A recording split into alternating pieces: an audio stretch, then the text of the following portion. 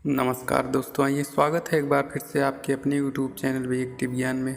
आइए जानते हैं राजा रहुगण और महात्मा जड़भरत का संवाद एवं जड़भरत का राजा रहुगण को उपदेश देना। महात्मा जड़भरत के इतना कहने पर राजा रहुगण ने कहा, महाराज आपका यह कथन यथार्थ है, परंतु संसार में आकर जीव ऐसे झंझटों में पड़ जाता है कि जितना भी करे मोक्ष पाना उसके लिए कठिन हो जाता है।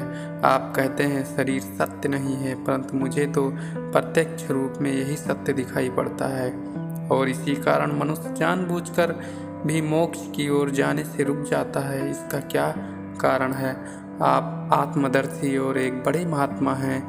मैं आपको बार बार नमस्कार करता हूँ और प्रार्थना करता हूँ कि अपने अमृतमय उपदेशों से मेरा भ्रम दूर करें। ये संदेह असत्य कैसे है, इसके तो सभी अवयव प्रत्यक्ष दिखाई पड़ते हैं और आत्मा ही नहीं दिखाई पड़ती, और आप इसे मिथ्या कैसे कहते हैं? ये असत्य कैसे है? राजा रहुगण के ऐसे प्रश्न करने पर ब्राह्मण भरत बोले, हे राजन, जो तुम समझते हो वो तुम्हारी भूल है। तुम्हें इन बातों का पता नहीं है, क्योंकि तुम तो एक सजी सजाई पालकी में सुख से बैठा दूसरों के कंधों पर चढ़ा चल जा रहे हो और इन गरीबों को बेकार में पकड़कर इनसे बोझा ढुलवा रहे हो। तब यदि तुम शरीर को सत्य न समझोगे तो कौन जानेगा? तुम्हारे लिए तो ये शरीर अवयव अवश्य ही सत्य है। तुमको तो इस देह के असत अभिमान रूपी सर्प ने डस लिया है और तुम ये देखना चाहते हो कि शरीर कार्य करता है या चलता है, बोलता है, देता है, लेता है इत्यादि, परंतु वास्तव में यह सत्य नहीं है।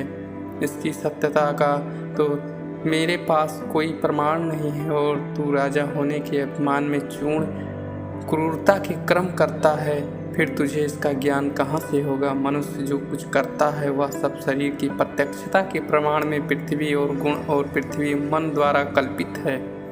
जो विद्या एक परमाणु मात्र है, यह पृथ्वी आदि सब कुछ माया द्वारा रचित है।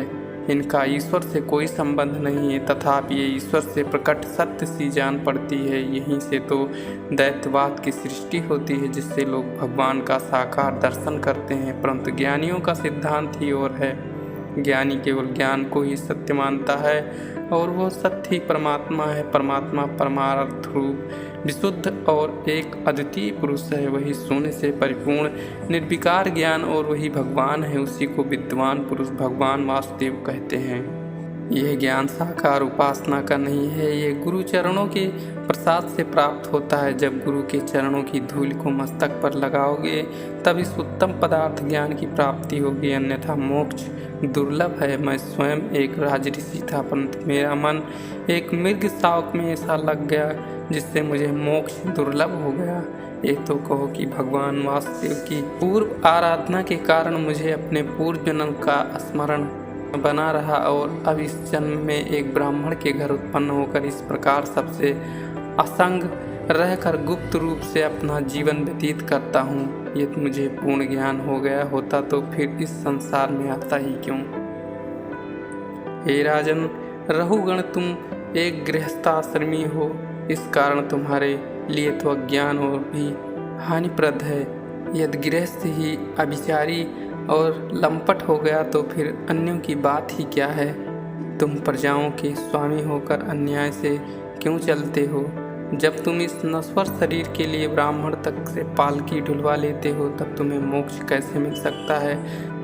क्योंकि इसमें दिन रात ग्रह की ही खोज लगी रहती है। बाल बच्चों का पालन पोषण, स्त्री की ममता और ना जाने कितने कितने भी और दुष्कर्म करते हुए शोक मोह और क्रोधादि के वश में सर्वदा दुख ही उठाना पड़ता है। कितने ही अपमान भी होते हैं और ना जाने क्या क्या नहीं करना पड़ता, तब वो इतना बड़ा घबराता हुआ कि उसे जीवित रहने की इच्छा नहीं होती और वो मृत्यु को बुलाने लगता है। जन्म भर मरता है, फिर भी आभाओं की पूर्ति नहीं होती। कभी धनवान, कभी कंजूस हो लोगों को शत्रु हो जाता है, कभी दरिद्र होकर भीख मांगता है तथा कभी महादुखी और दीन हो जाता है। महात्मा जड़भरत के ऐसा कहने पर राजा रहुगण बोले, महात्मन, जब मनुष्य जन्मों से उत्तम है तब उसे मोक्ष का प्रयोजन ही क्या है?